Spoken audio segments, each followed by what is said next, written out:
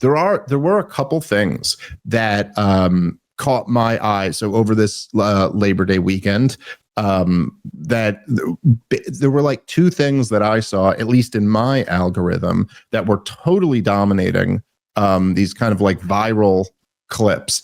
And one of them involved Adam Friedland sitting down with Congressman Torres, who and this was a wild one because it really did just, I mean, it was one of those things like, you know, there's viral videos all the time, but then there's like a different level of viral where like, I mean, this thing was just, I was seeing this thing shared all over the place and just like millions of views on all types of little clips from this. And it really seemed to strike a nerve with a lot of people. It was also kind of interesting from my perspective because like, me and you, like, we know Adam. I mean, I know, you know, the Come Town guys were always like, I was never super close with any of that. Like, I don't know them that well. I don't know Nick or Stav like that well, but I know them.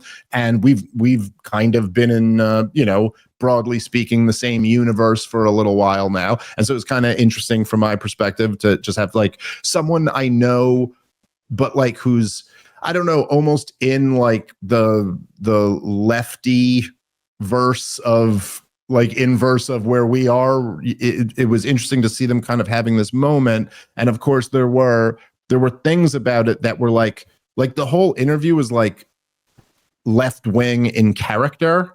I don't know exactly how else to say that, but just like the tone of it and the way they argue these is all like from like a left wing perspective, which I do think is a little bit different than what we're used to. But it was, I mean, Haaretz had a huge piece about this. Almost every like news outlet was covering it one way or the other. When I say news outlet, I mean like the internet news, not, I don't know about the corporate media, but this made major waves, and it was a very interesting moment. I'm just curious if you saw any of it, Rob, or what your thoughts were. I don't know how, because I did my homework today and really read through everything, and I was not aware of this until you sent it to me. Okay, well, that kind of takes away from my point about how viral it went. But you know, we all live in our own algorithms. You know, listen, with that said, maybe I saw a headline and just skipped it. So, I don't know. It's possible that I just had skipped it. Well, I did want to take a look at and play like maybe one or two of these clips because I found them to be particularly interesting.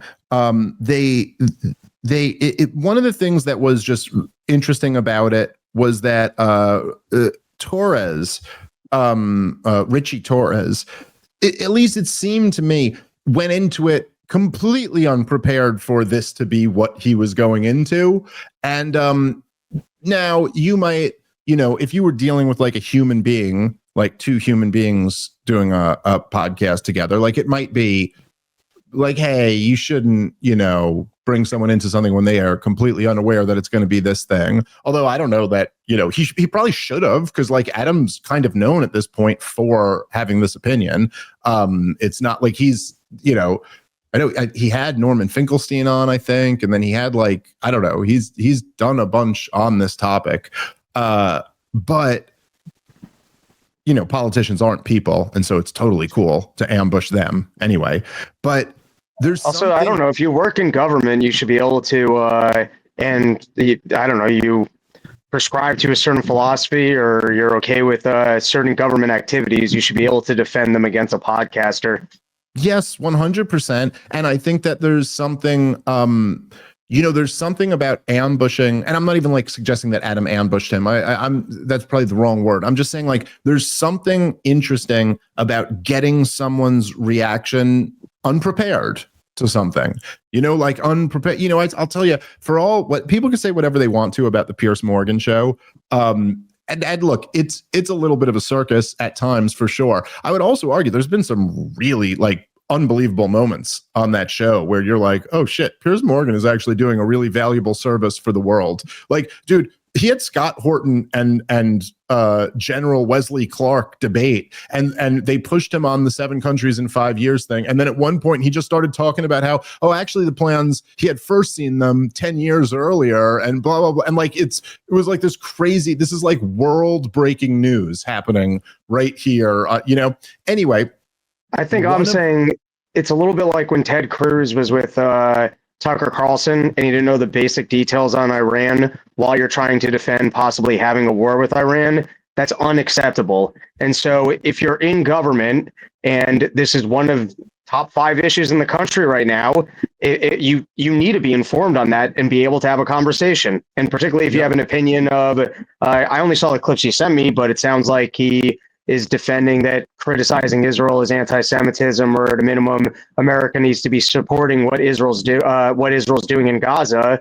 You're not allowed to be uninformed on that. That's not acceptable. I'm just saying this is your job. Well, with the Ted Cruz one, which may have been the case in this one too, but with Ted Cruz, what was even more crazy about it was like you had to see where that was going. Like you showed up knowing you're going to do battle with Tucker Carlson on these issues.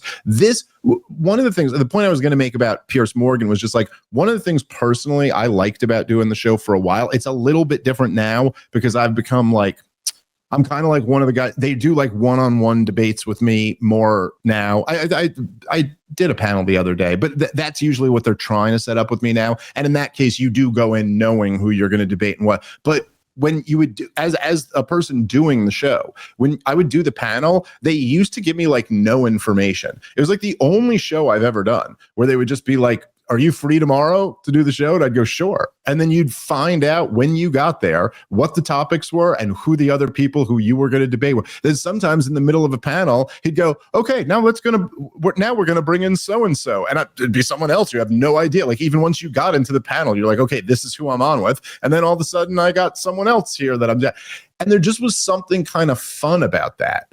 It's just different. You do a lot of shows where you know who's going to be on and you know what you're going to be talking about. And there was something like about that challenge that I kind of liked. And I almost feel like people should get to see that. People should get to see, like, if I'm going to be up here and I'm going to be talking about shit and being like, it's like this, not like that, then I should have to defend that. And you should also get to see me in a situation where I wasn't prepared for what the challenge was going to be. And maybe I'm caught off guard, and hopefully I've thought about this enough that, I have something thoughtful to say back. But anyway, it's just, you get something different revealed out of somebody in a situation like that. That's very different than what is revealed, say, giving a stump speech at a campaign event or something like that, where everything is rehearsed and prepared.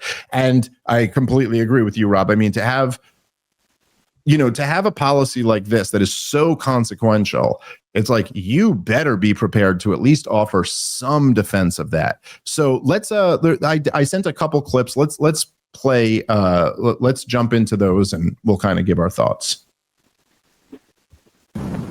If you have disagreements with the Israeli government, you should voice your criticism of the Israeli government, but there is no justification for intimidation or harassment against American Jews. I'm telling you as a Jew right now that we are receiving a lot more hate because of what the people with the flag that has a Jewish star on are doing to other people right now. I'm telling you as a Jewish person how painful it is for us to say, and it hurts my stomach to say this. So you're going to say, I disagree, that this is a genocide. And that hurts to say that a Jew could do that. It hurts because we grew up with learning about what hatred is. We grew up learning about this. And the same year the state of Israel was established in 1948, the world saw the Holocaust and they established standards for what a genocide is. It was the same year. And the world said that this shouldn't be a thing that happens. And I just wonder, like it doesn't make sense to me, I don't know. It doesn't track to me why there's this fixation with kids at a school and 2 examples of people at a restaurant that there was banging. 2 examples. I mean, there are surveys on it. Read the ADL surveys on it. It's hard for me to talk about this in public. Clearly, you're being.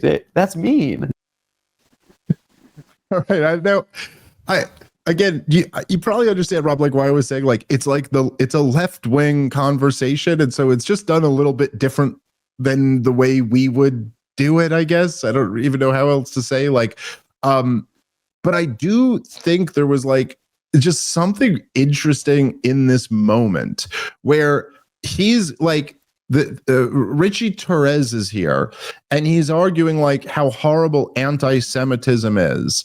And then, you've got this Jewish guy who's like, dude, what are we talking about? Like someone said something to someone in a cafe once and that's our major concern. Like there's a genocide going on over here. And like, that's so much more serious than this. And then even just to make the basic point of like, they go like, okay, well, it's a point like I've been trying to make myself for years. It just seems so obvious, but like, to go, hey, there's been this crazy rise in people not liking Jews over the last couple years.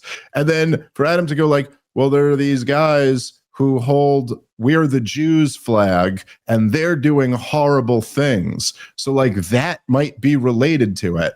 And the response to that Richie Torres has is like, yeah. And it just, even the thing he did at the end that was so catty and so just like, yeah, you do seem to be having trouble with this. It was like, okay, but like what response do you actually have here? I don't know. I thought it was just like I thought it was an interesting moment. And I do have to say, I think it's good. Like I used the example, Rob, for a long time that I was like, look, like if a group of like, let's say there's like a neighborhood with white and black people and there's a bunch of violent crimes where black people are like violently assaulting white people. And then I were to say to you, do you think that the level of hatred toward black people is going to go up or down as a result of that? I think it'd be a fairly obvious human thing to predict that probably you're going to have more resentment toward black people if there's this spree of violent black crime. Now, if you want to be an individualist about this, which I always suggest being, okay, that doesn't justify hating black people because the black guy who didn't rob anybody isn't guilty just because he has the same color skin as the people who did violently attack someone. But we can still recognize on a human level, probably it's going to go up. Like that's the way human beings work. And given that, not saying that justifies you hating anyone who didn't have anything to do with the thing you're talking about, I do think there's something valuable about people like in Adam's position. You're like a Jewish comedian who's known and just like kind of just being on record as like, yeah, well, I'm not comfortable with this shit here at all. I think that's good. That I think actually does a lot more to help the problem of people like hating Jews that was spiking because the state that claims to be the Jewish state is slaughtering people. It's like in the same sense that in my analogy, like in the neighborhood, if there was some, black guy who stood up and said, hey, I think this is really wrong that black people are violently assaulting these guys, that's probably going to help the situation as much as anything that you could do.